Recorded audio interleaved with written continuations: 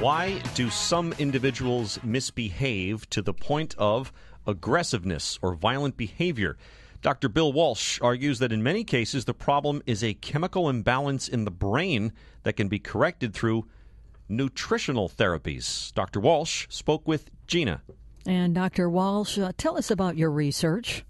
There are a number of imbalances that seem to be directly related to aggressive and violent behavior. For example, zinc deficiency is probably the most common.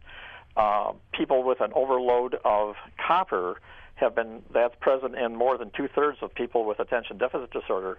It's a metal metabolism disorder that seems to be inborn, and that affects levels of dopamine and norepinephrine. Again, very powerful brain chemicals that affect your behavior.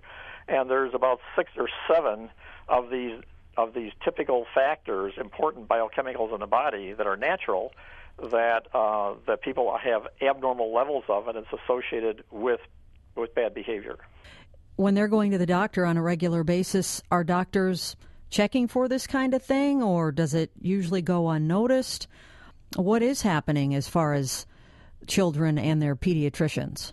Well, unfortunately, this is something that most pediatricians are not familiar with, and in America, especially when something like that happens, the tendency is to start with counseling, which is a good idea and helps in many cases, but very often counseling doesn't do the job, and so then rather quickly there's a tendency to do drug therapy, starting maybe with Ritalin or Adderall or an amphetamine. And then more often and more recently, we see a lot of these young kids getting SSRI, antidepressants, or even more powerful medications. I think that this should be a last resort rather than an early thing you try. I just wrote a book entitled Nutrient Power, which describes treatments that have been given to more than 10,000 behavior disordered children and adults that seems to usually correct their bad behavior simply by normalizing their brain chemistry with respect to things like metals and nutrient factors.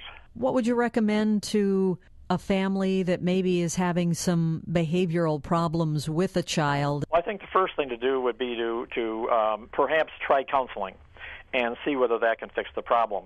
But in many cases, it will not fix the problem. And for those people, I think they need to study the body chemistry and the brain chemistry. And I would suggest they go to a doctor.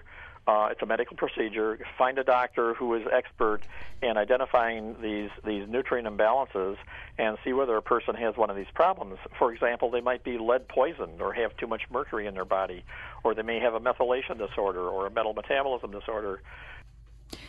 Thank you, Dr. Walsh. Dr. Bill Walsh holds a Ph.D. in chemical engineering. His research on biochemical treatments and mental disorders is published in his new book titled Nutrient Power.